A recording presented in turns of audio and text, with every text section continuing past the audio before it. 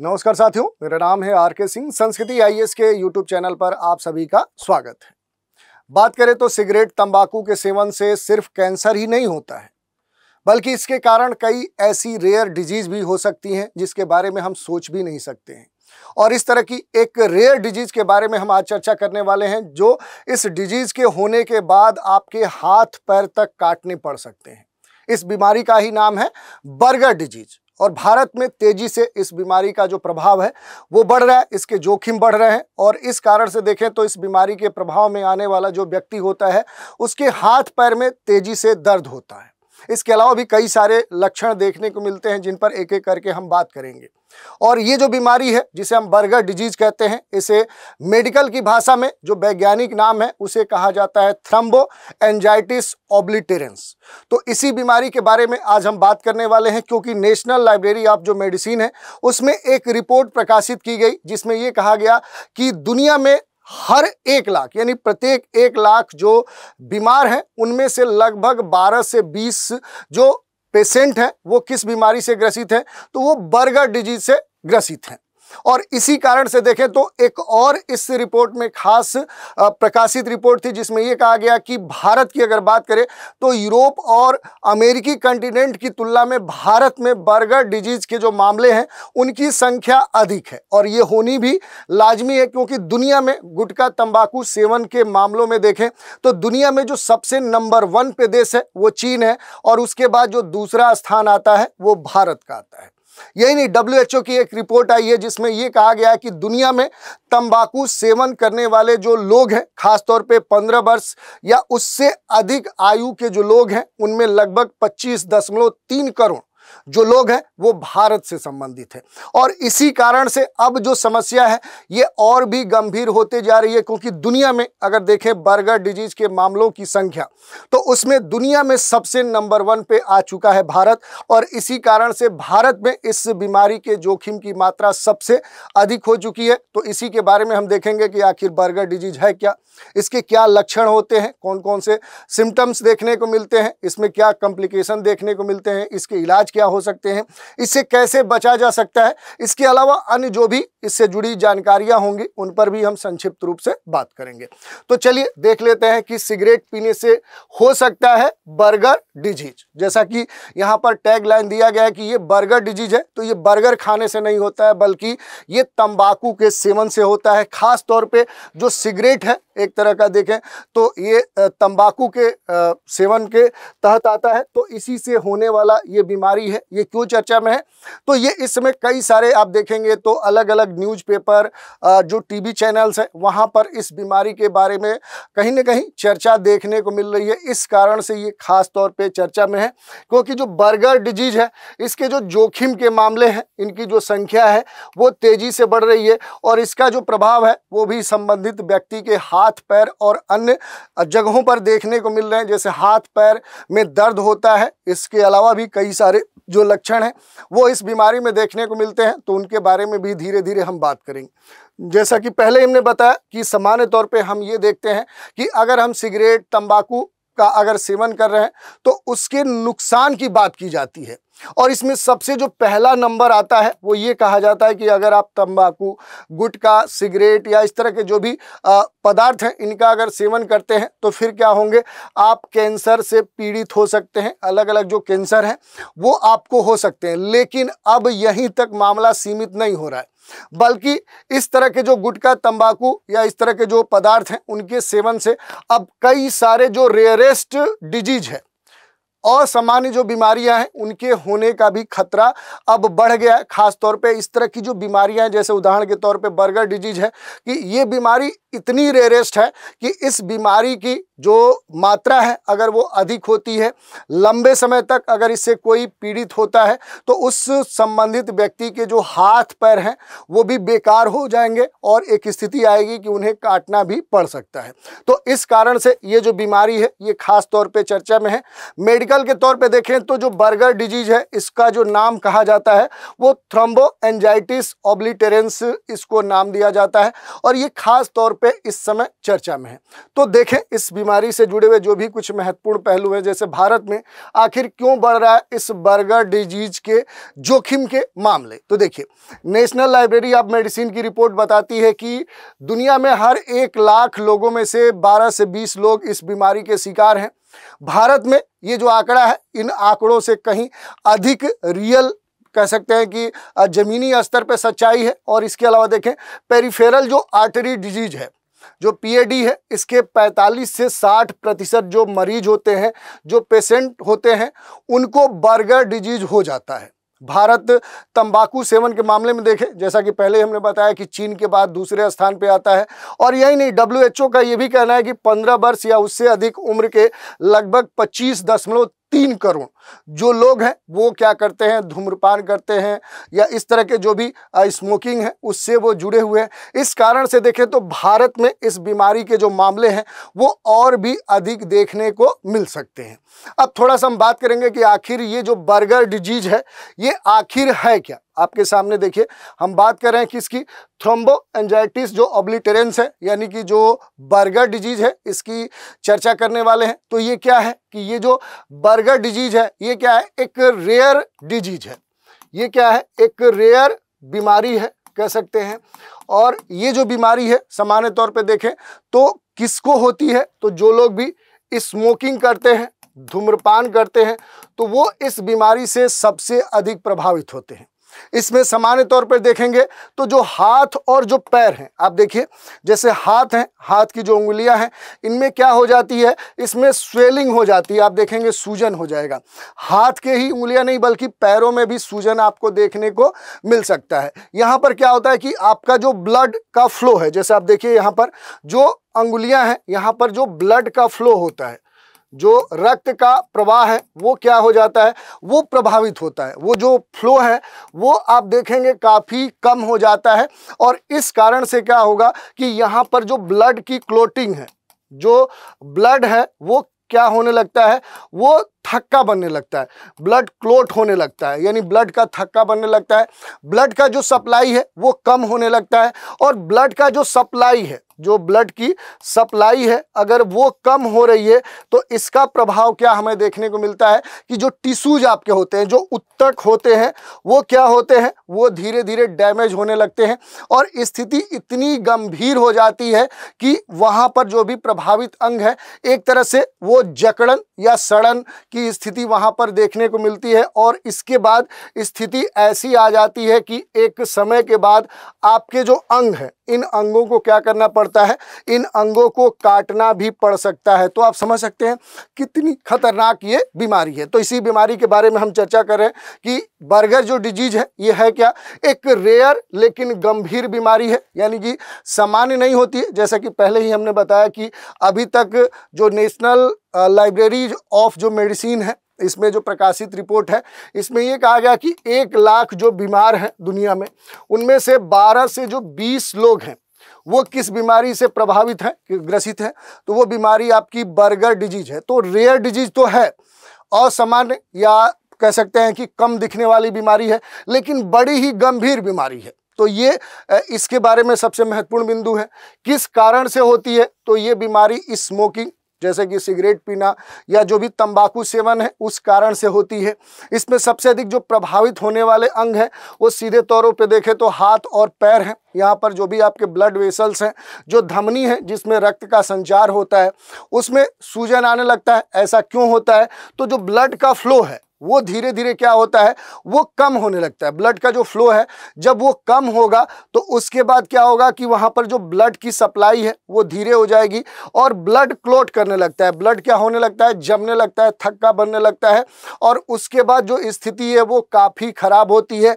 Blood supply कम होने से जो आपके टिश्यूज हैं, जो ऊतक हैं, वो डैमेज हो जाते हैं। और उसके बाद वो जो अंग है वो सड़ने लगता है। वो एक तरह से देखें तो स्थिति क्या बोली जाती है, गैंग्रीन, यानी कि सड़न की स्थिति हो जाती है। और उसके बाद जो आपका वो आर्गन है, जो अंग है, उसे काटने की नौबत आ जाती है। तो ये पूरा इस डिजीज के बारे में हमने देखा।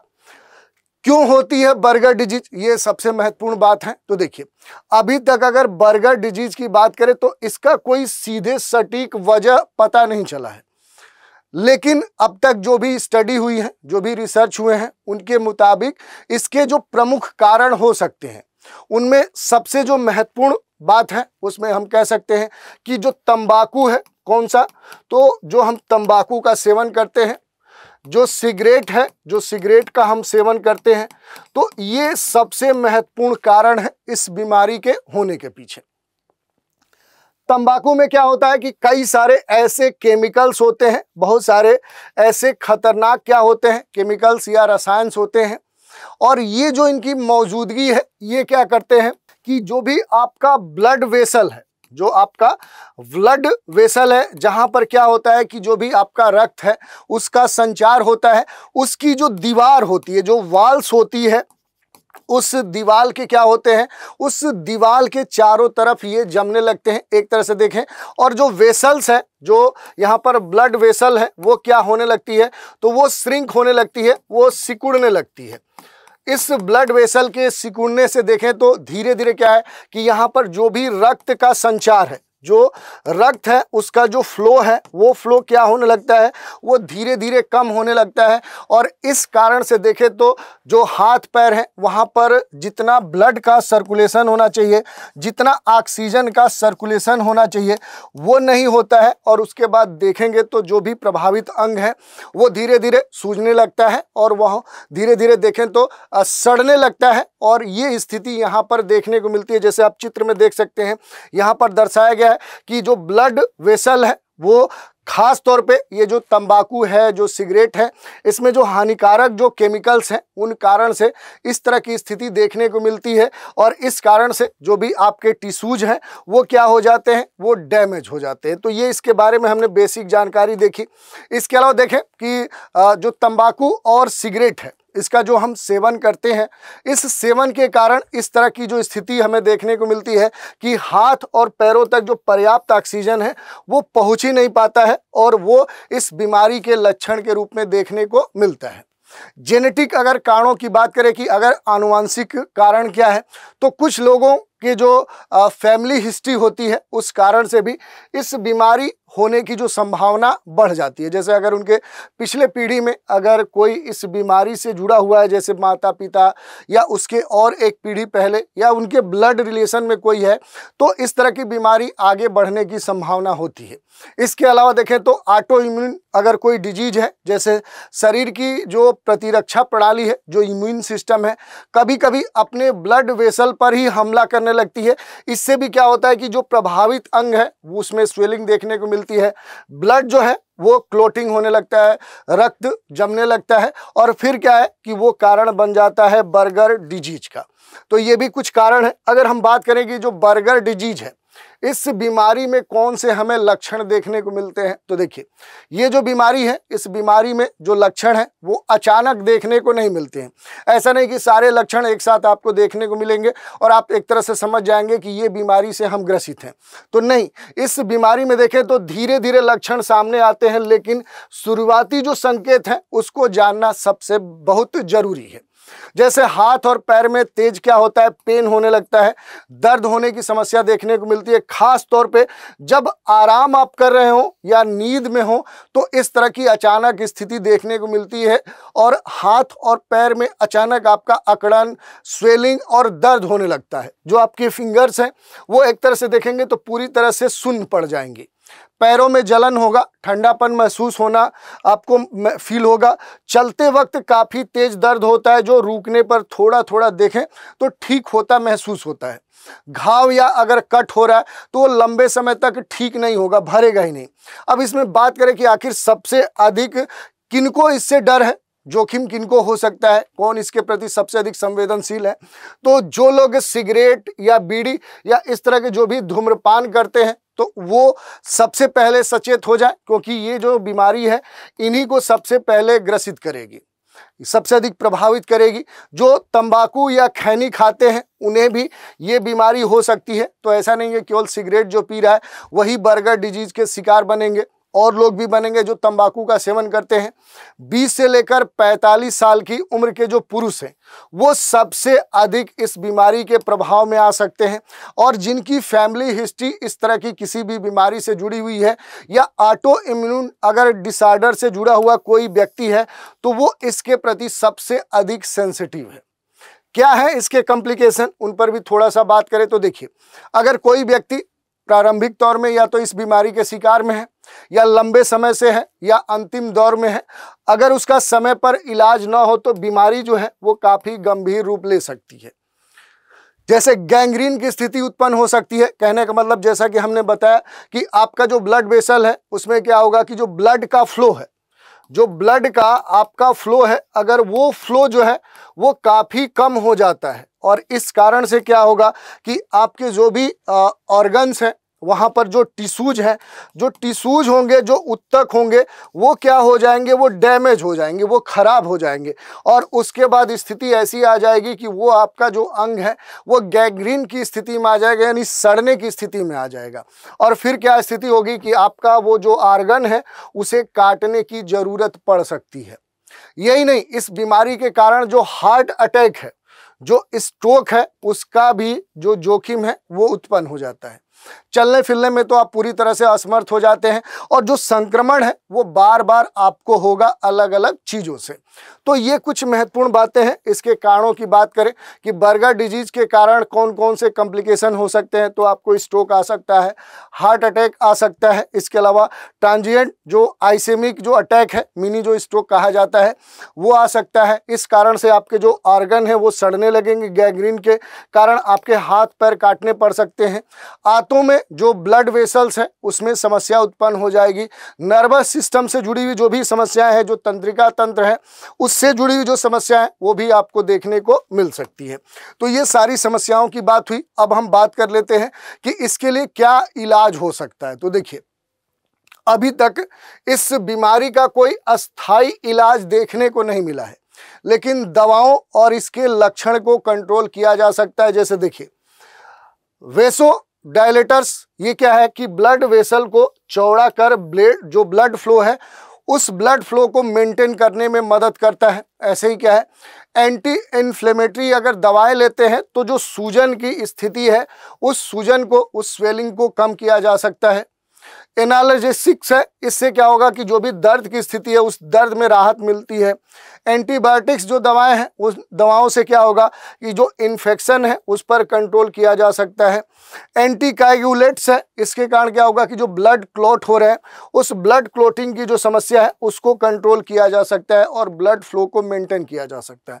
तो इस तरह के जो भी सावधानियां हैं, इस तरह के जो मेडिकल उपचार हैं वो किए जा सकते हैं। खास तौर पे अगर बचाव की हम बात करें कि इस बीमारी से कैसे बचा जा सकता है, तो देखिए, सबसे जो खतरनाक स्थिति है वो है धूम्रपान, वो है स्मोकिंग। तो इससे पूरी तरह से दूर होइए। और ऐसा नहीं है कि जो स्मोकिंग कर रहे हैं वही इसके प्रभाव में होंगे, क्योंकि जो सीधे मान लीजिए कि सिगरेट पीता है तो वो क्या बोला जाता है कि वो एक्टिव क्या है, स्मोकर है। लेकिन बहुत ऐसे पब्लिक प्लेस हैं, वहाँ आप रहेंगे तो लोग खुले में धूम्रपान करते हैं, धुआं उड़ाते हैं। तो जो लोग नहीं भी उसे यूज कर रहे हैं तो अप्रत्यक्ष तौर पे क्या है, उसे इनहेल कर रहे हैं। तो कुछ लोग क्या हो गए, यहाँ पर पैसिव स्मोकर हो गए, जो खुद तो सिगरेट धूम्रपान नहीं कर रहे हैं लेकिन इनडायरेक्ट तौर पे क्या है कि वो इसके गिरफ्त में आ रहा है। और कई सारे ऐसे लोग होते हैं जो पब्लिक प्लेस पे रहते हैं, जैसे बहुत ऐसे आप देखेंगे चाय सुट्टा बार, मैं किसी का नाम नहीं ले रहा हूँ, बहुत सारे जो चाय की दुकानें हैं, बहुत सारे जो ड्रिंकिंग्स या इस तरह की जो दुकानें हैं, पब्लिक प्लेसेस हैं जहाँ पर अधिक लोग धुएं या इस तरह के जो भी प्रोडक्ट्स हैं उसका इस्तेमाल करते हैं। तो वहाँ पर क्या है, एक्टिव स्मोकर तो है ही, बल्कि उसके साथ ही क्या है कि आप देखेंगे पैसिव जो स्मोकर्स हैं उनकी संख्या बढ़ रही है। तो जो पैसिव स्मोकर हैं वो भी सावधान हो जाए, ऐसे प्लेसों पर जाने से बचें। तंबाकू और खैनी का जो सेवन है वो पूरी तरह से क्या करें, वो रोक दें, छोड़ दें। नियमित रूप से क्या करें, आप व्यायाम करें, एक्सरसाइज करें। जो ब्लड शुगर है, जो बीपी है, उसे क्या करें, कंट्रोल करें। जो कि सामान्य तौर पे देखें अपने देश में जो लाइफ स्टाइल है, जो फूड हेल्थ के कंसर्न में देखें तो लोग लापरवाह हैं, उस कारण से इस तरह की जो भी बीमारियां हैं वो तेजी से फैल रही हैं। पैर और हाथों की जो सफाई है वो समय समय पर आपको करते रहना है। तो इस तरह की जो सामान्य कह सकते हैं कि प्रिकॉशन है, अगर आप लेते हैं तो इस तरह की जो रेयरेस्ट बीमारी है जैसे कि बर्गर डिजीज है, इससे आप बच सकते हैं। तो इस बीमारी के बारे में हमने पूरी चर्चा की। इसी बीमारी पर आधारित एक प्रश्न देखते हैं। बर्गर डिजीज का पूरा यानी कि दूसरा नाम क्या है? Atherosclerosis, thromboangiitis obliterans, peripheral neuropathy, Raynaud's disease. तो देखिए इसका जो सही उत्तर होगा, ये आपको इसका उत्तर हमें कमेंट के माध्यम से देना है कि जो बर्गर डिजीज है इसका आखिर दूसरा नाम क्या है, यानी किसी अन्य दूसरे नाम से ये पुकारा जाता है जो कि मेडिकल भाषा में इसका वैज्ञानिक कह सकते हैं नाम है, वो क्या है वही आपसे पूछा जा रहा है। तो आज के एपिसोड में इतना ही रखते हैं। आप सभी हमारे साथ बने रहें, इसके लिए धन्यवाद।